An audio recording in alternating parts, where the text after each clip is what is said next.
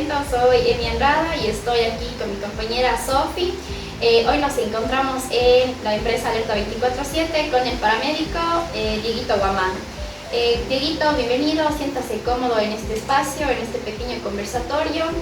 Sofi, si quieres tal vez decir algo, igual estamos aquí para hablar con usted, charlar un poquito sobre cómo ha sido su trayectoria en las emergencias médicas y un poquito más. Dieguito, cuéntenos, ¿qué le inspira a usted para estar en esta carrera, para seguir esta carrera?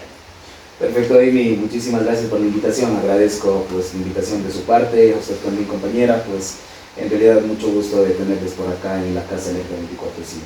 Pues bueno, de antemano, en realidad creo que empezamos como todos, desde el inicio, empezamos de cero, ¿no? Empezamos siendo estudiantes, primero que nada siendo aspirantes, ¿no? Porque para todo esto hay que ser aspirantes. Exacto. Iniciamos siendo aspirantes, luego estudiantes, después de estudiantes tocaba hacer prácticas y pues bueno, después de hacer sus prácticas uno se gradúa, ¿no? Obviamente, tesis, complexivo, a como uno se acomoda. Entonces, en vista de aquello, pues esa ha sido la trayectoria, como todos ustedes, ¿no? Como un estudiante más. En la actualidad he fundado la empresa Alerta 24/7, que es una empresa de prestigio a nivel nacional y a nivel local, regional de aquí de Cuenca. Pues en la actualidad contamos con 2 unidades, valga la redundancia, contamos con 2 unidades de soporte vital avanzado, junto a ello también un personal calificado, ¿sí? En la actualidad también tenemos instituciones que hacen sus prácticas acá con nosotros, los compañeros de ahí hacen sus prácticas aquí, de la mano con nuestros profesionales. Y pues bueno, eso ha sido más o menos de manera resumida y pues a nivel de detalle pues no, nos haría falta el día para podernos a conversar de esta situación, ¿no? Eso, mi estimada, y de manera resumida y general. Qué chévere, qué chévere. Y Dieguito, cuéntenos cómo surgió el tema de la empresa, cuándo se dio, en qué año. ¿Cuál fue la idea principal de formar esta empresa? Pues bueno, en realidad esta idea principal salió de cuando yo recién fui estudiante y hacía mi internado por el Hospital Vicente Corral Moscoso, Alfa 1 y 2, ¿no? Ahí con la mano del personal médico de allá del hospital. Pues en realidad fue donde que me abrieron las puertas, tuve la oportunidad de realizar mi internado en el área de emergencia, en las ambulancias del hospital. Pues fue un punto bastante estratégico, fue como que la punta del iceberg, donde que yo plasmé mis ideas, mis ideales para poder formar esta empresa, ¿no? Ahí fue mi casa, esa fue mi casa en realidad, donde que yo veía, pues bueno, algunas falencias, como siempre en el sector público. Yo decía, alguna vez alguien tiene que mejorarlas, alguna vez tiene que alguien mejorarlas, alguna vez tiene que alguien ponerse a pie. Y pues bueno, pasó por ahí, terminé mi internado, luego de eso tuve que hacer algunas otras prácticas más. Después de ello me gradué, consecutivamente yo me gradué, di mi tesis, justo ya en pandemia, a mí me cayó en la pandemia, justo ya cuando di mi tesis, mi graduación fue de manera virtual, entonces justo a ello, pero ya para graduarme yo ya estuve ya con los planes ya totalmente plasmados y pues nada más faltaba, como se dice, el tema económico, ¿no? Exacto, para poder entonces, exacto, para poder realizarlos, pero entonces a ello siempre es fundamental hablar sobre el apoyo de la familia, ¿no? La familia es un pilar fundamental para todos este tipos de proyectos que uno enmarca. Entonces fue ahí cuando mi familia, yo les comentaba el sueño y pues por ahí comenzó el tema de lo económico, busqué la parte económica y pues se dio, ¿no? Al principio fue bastante complejo porque ya al momento en que yo ya tenía la unidad ya ensamblada, ya se hizo el depósito, la transferencia de la compra, pues, y me llegó la ambulancia así, una ambulancia totalmente, no equipada, sino una ambulancia ensamblada, si se podría decir así, ¿cierto? Una ambulancia ensamblada, y pues yo dije, Dios, ¿en qué me metí? ¿No? Entonces, muchas de las veces la idea está ahí, pero en pegar el primer paso es algo fundamental, sí, es fundamental. Entonces, pues bueno, ahí ya no tuve más que echarme para adelante, ¿no? Empecé un sueño y pues ahí comenzamos y estuvimos justo en pandemia también, ¿no? Estuvimos en pandemia. Y pues bueno, fue cuestión de una semana de darnos a conocer porque comenzábamos con traslados. Les soy sincero que al inicio empezamos con traslados solo fuera de la ciudad. Machala Loja, Machala Quito, Quito Guayaquil, Guayaquil Quito, Quito Cuenca, Manta, tuvimos la oportunidad de salir del país, incluso con las ambulancias salimos a Colombia y a Perú, trasladando pacientes, y pues obviamente los pacientes eran críticos, los pacientes que trasladábamos, pacientes con 15 litros de oxígeno. Si bien es cierto, no había un protocolo establecido para trasladar a un paciente crítico, un paciente con COVID, ¿no? Entonces, empezamos de esa forma, de esa manera, empezamos como una ambulancia. Posterior a ello no nos dábamos abasto, les cuento más bien, no nos dábamos abasto, y pues vimos la necesidad de implementar una unidad más. Entonces ahí implementamos Alfa 2, que en ese entonces teníamos al Instituto San Isidro, que realizaba sus prácticas acá con nosotros, teníamos otra base física, y pues bueno, se dieron las cosas, empezamos a trabajar de esa manera, y hasta la actualidad ese fue el precedente que nosotros dejamos plasmado en la gente cuencana, en la gente ecuatoriana, y hasta el día de hoy las personas en realidad confían bastante en nuestro servicio y en el profesionalismo. Usted también nos comentaba que la empresa se dio justamente en pandemia, ¿no? ¿Cómo fue eso, ese miedo de usted de, bueno, dar el primer paso? Como dijo, ya tenía la ambulancia, pero ¿cómo fue esa experiencia, no? La gente, la acogida que tuvo, ¿cómo fue? Pues bueno, ¿no? Comentaba de que realizamos en pandemia, nos llegó la ambulancia, teníamos preparado, pues bueno, ¿no? La ambulancia llegó ensamblada, entendemos por ensamblada que llega la ambulancia, balizas, en la parte de atrás su camilla, su stand, extractor, ventilador, conexiones de oxígeno, conexiones eléctricas, pero más allá de que haya un monitor, que haya oxígeno, que haya equipos e insumos, no. Entonces, perfecto, nosotros lo que en su momento hicimos es netamente hacer un gasto de oxígeno, ¿no?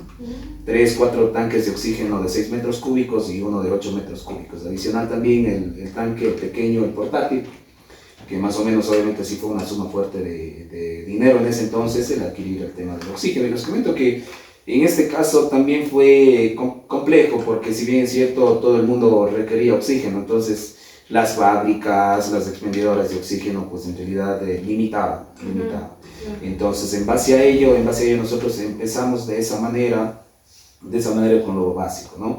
Pues pasó el tiempo, unos 2 meses, hice el primer lote de adquisición de equipos, respirador, monitor, desfibrilador, todo lo que es un set de intubación, cama, cánulas de Guedel, o sea, todo el equipo, todo lo que es el equipo. Y pues bueno, entenderán ustedes de que obviamente aquí en el Ecuador lo que son insumos médicos nos sale un poco caro, ¿no? Entonces se hizo la adquisición del exterior, y pues obviamente ya siempre con cuenta, se hizo la adquisición, se los trajo y pues se implementó a las unidades. O sea que a partir del tercer mes, nosotros la ambulancia pues, la Alfa 1, estuvo totalmente equipada en su totalidad, estaba con sus radios, estaba con todo lo que tiene que tener una ambulancia.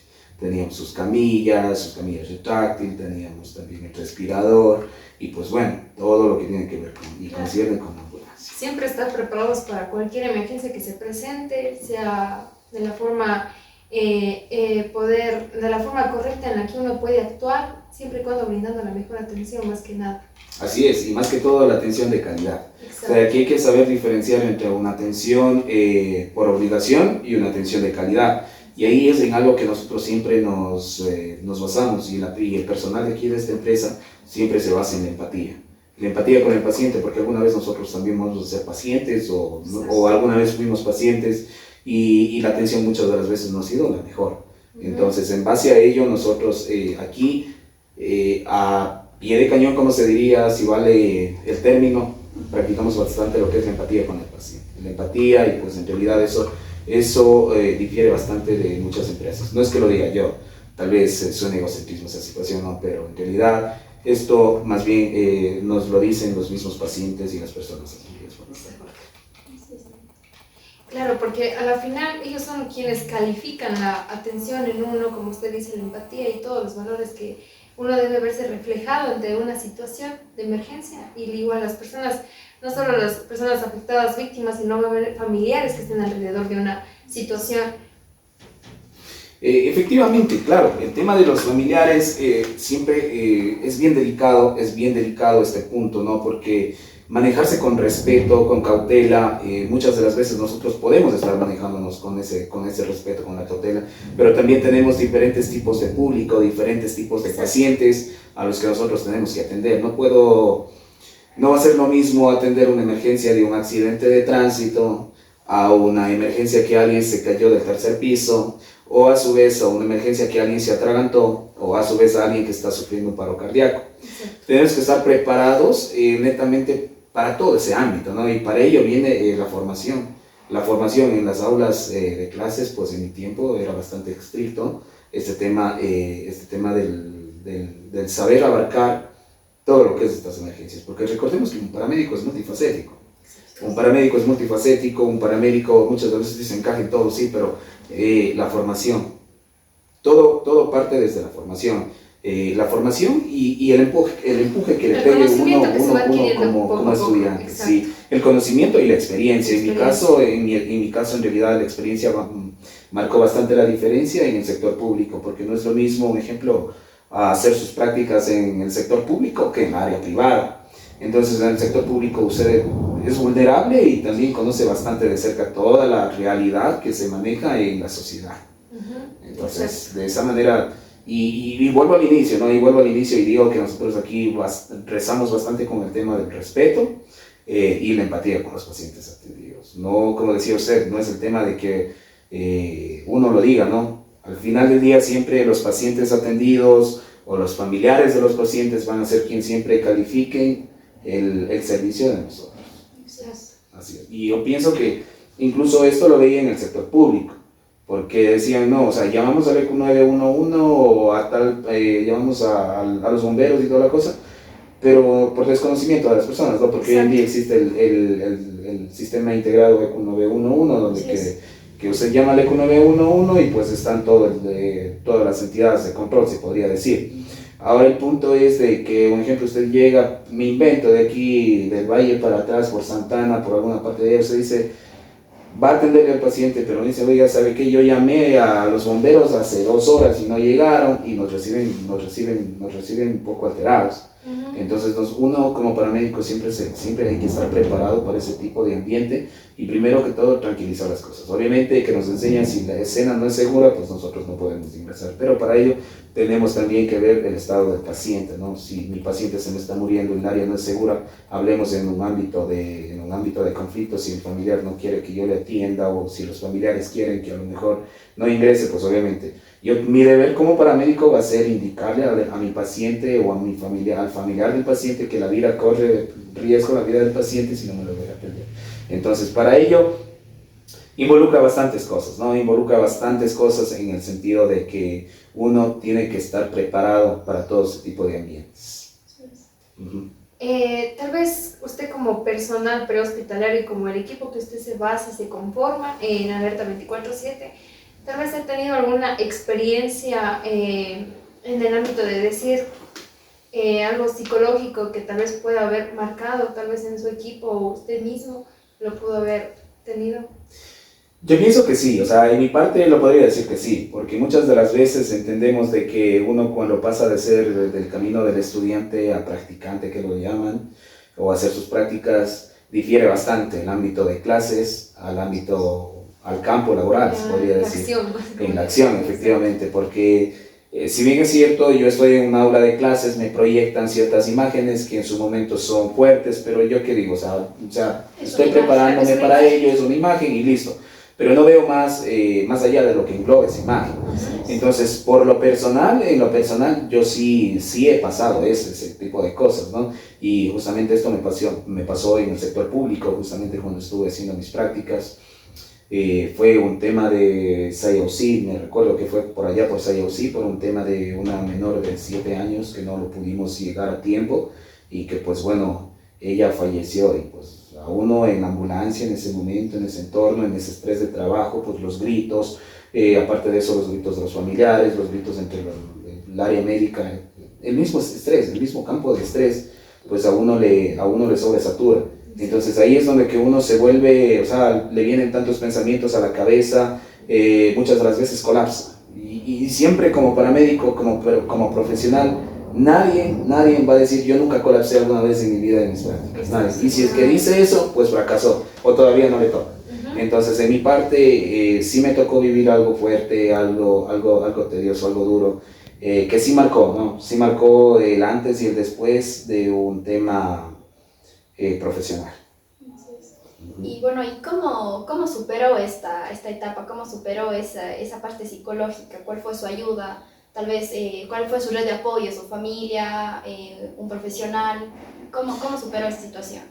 Claro que sí. Bueno, en aquel entonces, pues obviamente nosotros en el hospital existía el tema este del desahogo, ¿no? El desahogo se tenía como que unas almohadillas, un departamento en la parte de ahí, como que unas almohadillas de abrazar, un apego psicológico en esa parte de ahí.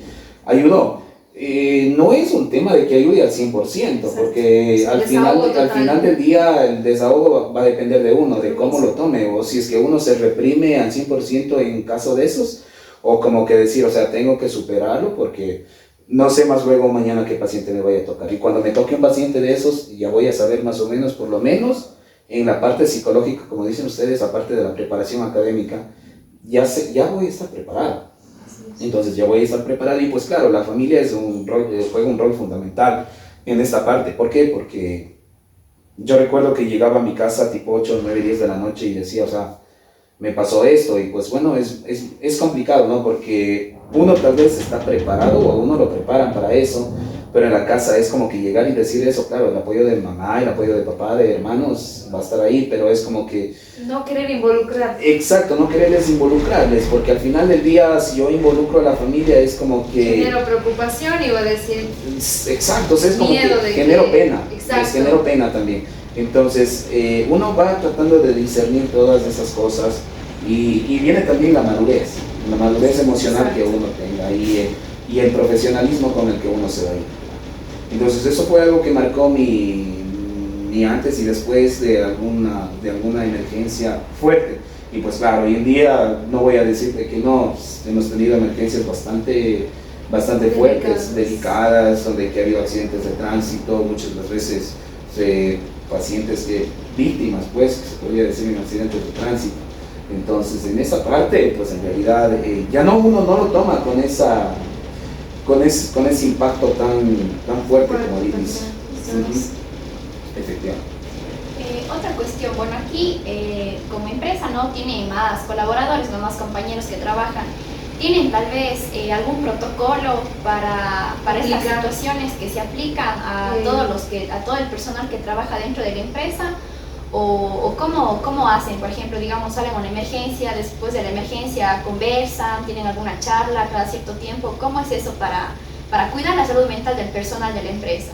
Así es. Bueno, antes de una salida de emergencia, nosotros siempre vamos preparándonos para lo peor, ¿no? Porque ese es el protocolo que nosotros nos enseñan. Siempre vamos preparados para lo peor. Ahora, el punto de que al llegar a la emergencia, a la realidad o al panorama en que se encuentra la emergencia es distinto, es totalmente distinto a lo que nosotros nos imaginamos cuando salimos de base o al momento de recibir la llamada. Entonces, posterior a ello, nosotros siempre hacemos el tema de un conversatorio, incluso en la misma ambulancia. Ya se va organizando. Se va organizando, para el evento, ¿cierto? Ir preparados. Exacto. Ahora, a lo que regresamos, obviamente, no se viene muchas de las veces si fallece el paciente o pasa alguna situación, se vuelve con ese tema, ¿no? De que qué hice tal vez mal o alguna situación. Primero el tema académico y el profesional. Pues bueno, el tema de la salud mental es, obviamente, yo siempre trato de, a los chicos que llegan, ¿no? A los chicos que están atendiendo en ese momento, darles ánimo, ¿no? Darles ánimo, indicarles cómo son las cosas, por lo menos tratar de ser receptor en este caso, ¿no? Receptor, escucharlos, y es como que en momentos sí me ha tocado, que en momentos se quedan así chocados, como se dice, ahí en plena escena. En plena escena por la gravedad de la misma, entonces uno ahí está, ¿no? Claro que al inicio, o sea, uno se decía, pero estás en escena, tienes que hacer algo, mira, tienes que hacer, ponte pilas así, pero tienes que hacer esto, ¿no? Avíspate, exacto, avíspate, ¿no?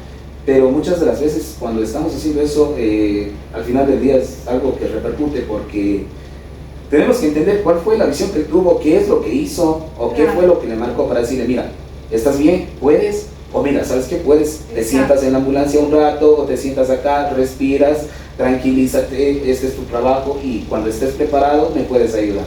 Si es que yo tengo más personal, estás en condiciones, listo, vamos a conversar después del evento, obviamente, ¿no?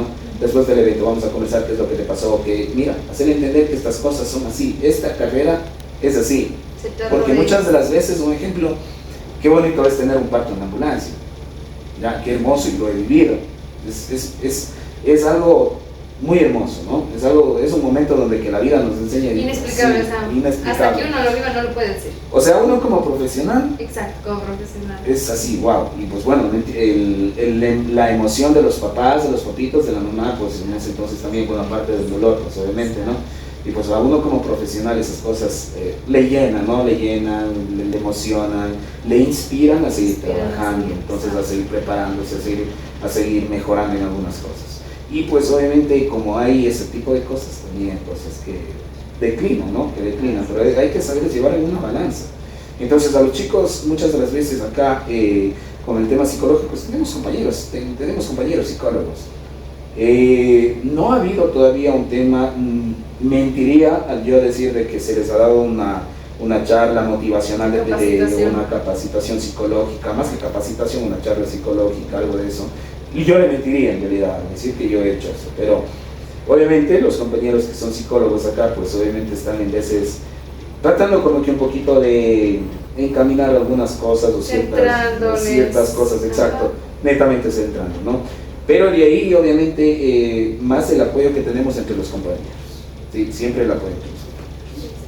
Y Dieguito, ya para finalizar este pequeño conversatorio muy interesante, nos enfoca más a lo que nosotros nos enfrentamos, porque muchas de las veces nos dicen, sí, te vas a preparar para una escena de trauma, para una escena clínica, pero no nos dicen luego cómo nos afecta emocionalmente, psicológicamente. Entonces, bueno, es grato y es bueno saber que siempre se están evaluando a sí mismo, ¿no? en la conversa, ese apoyo emocional que tiene entre compañeros, ese apoyo emocional que tienen también con sus redes de apoyo, tanto familiares como amigos, que eso es lo que debería hacerse en todas las entidades y todo el personal de salud.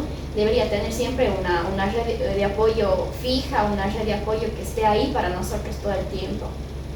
Así es. Pues bueno, no conozco en realidad entidades de que presten este tipo de servicio. Por ejemplo, le hablaré del propio sector público. Pero me parece que no tienen, la mayoría no tienen, no cuentan. Y pues bueno, me pondré en el ámbito también como laborador, ¿no? O sea, me van a decir, oye, usted tiene que ir a presentarse, esto va a depender mucho de la persona también, porque me va a decir, usted tiene que presentarse en el departamento de psicología el día que usted tiene libre, el día de mañana usted tiene libre, debe presentarse de 8 de la mañana a 10 de la mañana. Y pues bueno, ¿qué decimos? Mañana es mi día libre, yo voy a dormir. Ya, yo voy a dormir porque estoy cansado. Entonces ahí, y ha habido veces que yo he escuchado, por ejemplo, no directamente personas que han dicho que se van por tema de emergencias médicas o algún trauma que ellos tuvieron, se van al psicólogo, ¿no? Sino yo he escuchado compañeros que dicen, me voy al psicólogo o tengo cita con el psicólogo, y ¿qué empiezan los compañeros? ¿Pero qué? ¿Estás loco? Hablas, ¿estás loco? No, pues pareces tonto yéndote allá. Entonces muchas de las veces también queda eso, ¿no? Así es. Listo. Bueno, muchísimas gracias, Dieguito, por acogernos en este espacio, por tomarse el tiempo y la molestia de podernos recibir. Y nada, estamos encantadas de haber compartido con usted y de llevarnos estas pequeñas palabras, estas pequeñas vivencias, como también experiencias y anécdotas para que el día de mañana, cuando suceda algo, nosotros también poder saber qué hacer y cómo actuar. Claro que sí. Siempre, yo siempre digo, ¿no? Las puertas de Alerta 24/7 siempre van a estar abiertas para el apoyo colectivo, siempre sumándonos. Aquí las cosas siempre se tratan de hacer por el lado bien, por el lado bueno. Nosotros estamos dispuestos a colaborar en lo que nosotros podamos. Más bien, bienvenidas siempre a esta casa, pues cuando ustedes lo deseen, cuando ustedes lo necesiten. Ha sido un honor y un placer compartir con ustedes estas pequeñas vivencias, pues para mí en realidad es un gusto poderles manifestar estas situaciones. Muchísimas gracias, Dieguito, y gracias por recibirnos aquí. Muchas gracias. Perfecto, a las órdenes, gracias.